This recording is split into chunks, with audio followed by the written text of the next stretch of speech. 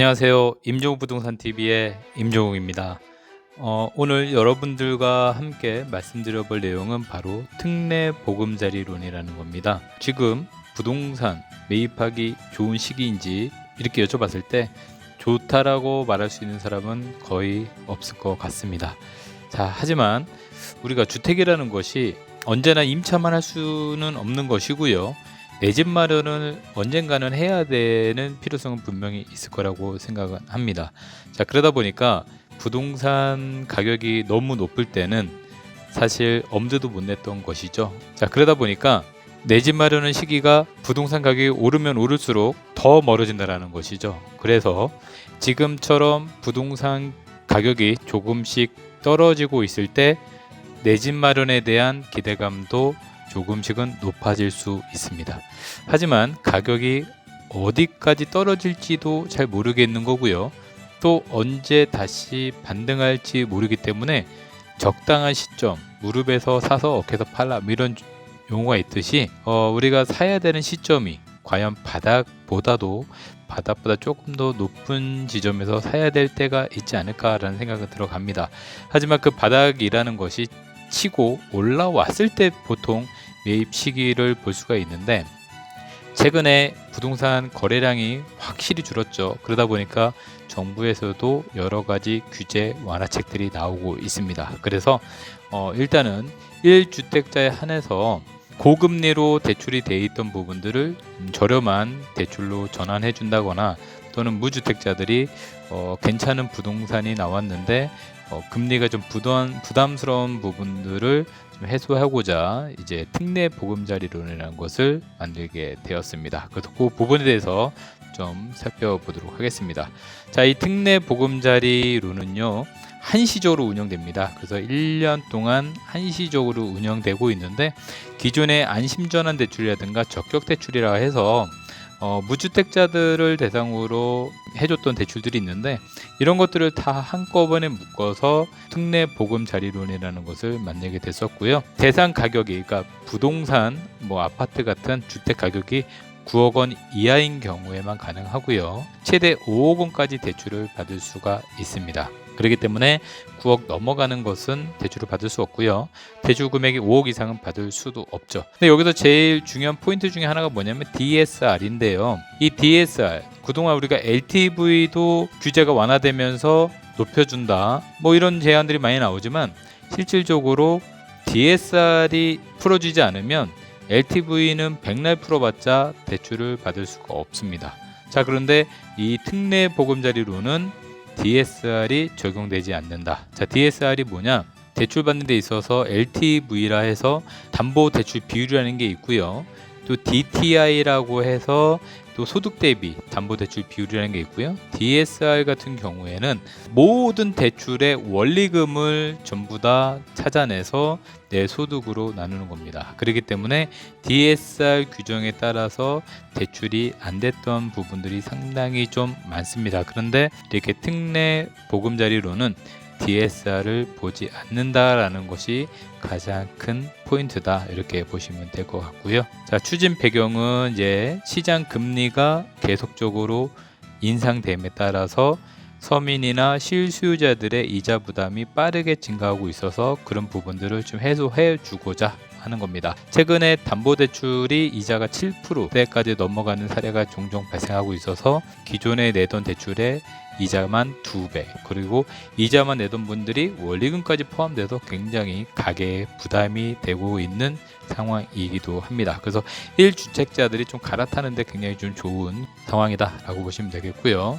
자, 지원 대상은 앞서서 말씀드린 것처럼 9억 원 이하인데, 자, 요거는 KB 시세로 보시면 됩니다.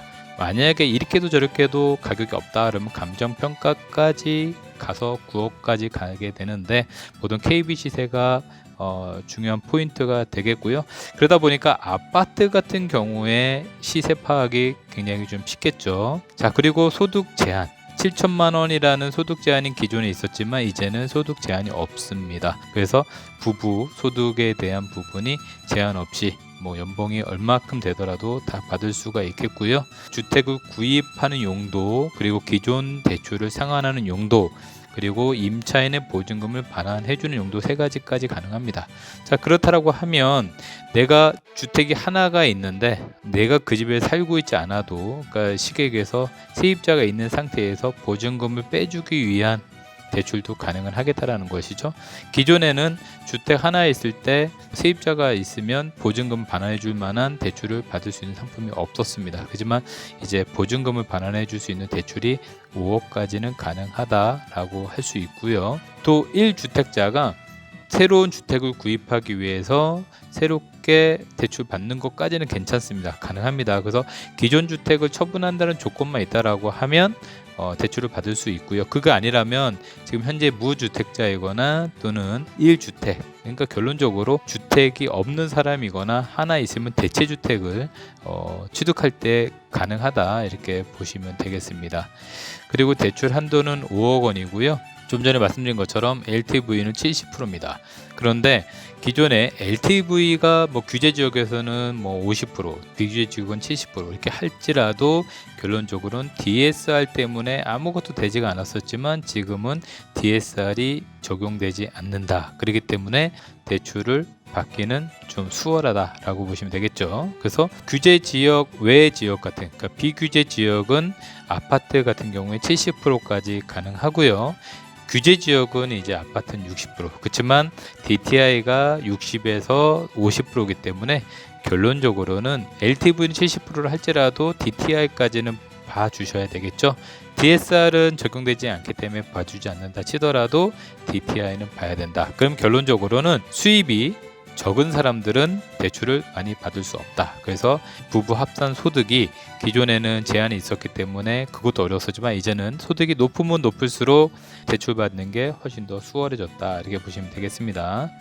10년, 15년, 20년, 최장 50년까지도 나눠서 날 수 있기 때문에 이 원리금을 균등해서 냈을 때 오랜 시간 동안 나눠서 낸다라고 하면 매월 내는 금액이 확실히 줄어들겠죠. 그렇기 때문에 부담을 좀 낮춰서 거래를 조금 더 활성화시켜 보겠다라는 어떤 정부의 의지가 담겨 있다. 그렇지만 부동산 가격이 하락하는 시점에서 과연 얼마나 많은 분들이 참여할지는 지켜보도록 하겠습니다. 자, 그리고 중도상환 수수료, 기존 주담대를 특례보금자리론으로 갈아타는 경우에 또는 추보금자리론을 중도상환하는 경우에 면제될 예정이다. 그러니까 중도상환 수수료도 없다라는 뜻입니다. 해볼만 합니다. 그리고 신청 방법은 한국주택공사 홈페이지나 또는 스마트 주택금융 웹을 통해서 신청이 가능하다라고 하고요. 이제 질문으로 내려가겠습니다. 자, 특례보금자리론은 어떤 정책 금융 상품인가요? 서민과 실수요층을 위해서. 그런데 실수요층이 아니더라도 아까 좀 전에 보증금 반환 대출도 가능하다고 했었잖아요. 그러면 결론적으로 정말 급매 그리고 아주 좋은 매물이 있다라고 하면 쉽게 얘기해서 실거주를 하지 않아도 된다. 그러면 전세를 끼고 하던가 아니면 이 특례보금자리론을 통해서 매입을 하시고 월세로 세입자를 받아도 된다는 뜻입니다. 요즘에 전세 세입자 구하기 어렵죠. 그렇기 때문에 대출을 받고 거기에 따른 월세 세입자를 받을 수도 있다라는 것입니다. 그래서 정말 좋은 물건이 나타났을 때는 특례보금자리론을 이용해 볼 수도 있다라는 부분인 거고요. 또 1년 동안 한시적으로 운영하는 이유는 금리가 불안하기 때문에 거기에 대한 서민들의 어떤 지원책이다, 이렇게 보시면 되겠고요. 그리고 중요한 포인트 중에 자격 요건, 자격 요건도 좀 전에 말씀드린 것처럼 주택 가격이 9억 원 미만, KB 시세가 일단 기본적인 어떤 포인트가 되겠고요. 만약에 아파트가 아닌 연립 다세대 그리고 단독주택은 비율이 조금 낮아집니다. 대출 비율이 조금 낮아지고요. 혹시 오피스텔이나 생활용 숙박시설 같은 것도 되느냐라고 묻는데 일단 안 됩니다. 주택이 아닌 준주택은 특례보금자리론에 이용을 할 수가 없고요. 그리고 또 무주택자만 된다고 했었잖아요. 그런데 분양권이나 조합원 입주권을 보유한 사람은 어떻게 되냐 그랬더니 원칙적으로는 불가하지만 2년 내에 처분하는 조건이 있다라면 가능은 하다, 이렇게 보여지고요. 그리고 대출 실행한 후에, 그러니까 무주택자나 1주택자가 해야 되는데 대출 실행한 후에 추가로 주택 구입할 수 있냐? 없습니다. 그래서 추가로 취득은 금지되기 때문에 이 특례보금자리론을 대출을 받으셨더라면 추가적으로 다른 주택은 구입할 수가 없다. 그리고 부부 소득에 대해서는 DTI를 보기 때문에 소득 증빙은 필요하겠죠. 하지만 DSR은 적용이 되지 않고요. 그리고 소득이 많아도 받을 수 있다. 그리고 폐업이나 실직 중인 경우에도 기존에 건강보험료나 국민연금을 납부한 사례가 있으면 받을 수 있다라는 부분이고요. 지금 현재 개인회상이나 또는 신용 회복 중인 분들은 신청이 되지가 않습니다. 그렇기 때문에 신용에 대한 부분을 잘 지켰으면 좋겠고요.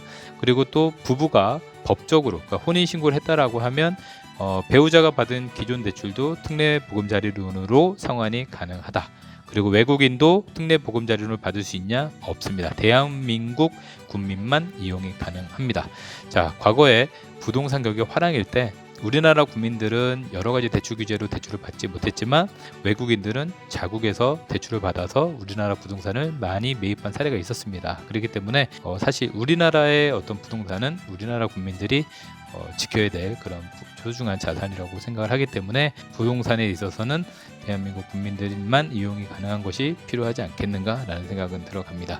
자, 오늘 이 특례보금자리론에 대해서 말씀을 좀 나눠봤고요. 부동산 경기가 어렵고 힘들다 하더라도 어느 순간인가 보석처럼 빛나는 물건들이 나타날 수 있습니다. 그렇기 때문에 관심을 끊지 마시고요.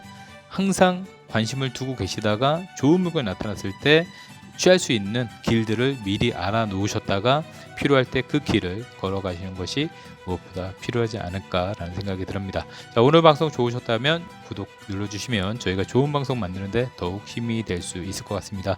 자, 시청해주셔서 감사하고 다음에 또 뵙도록 하겠습니다. 안녕히 계십시오.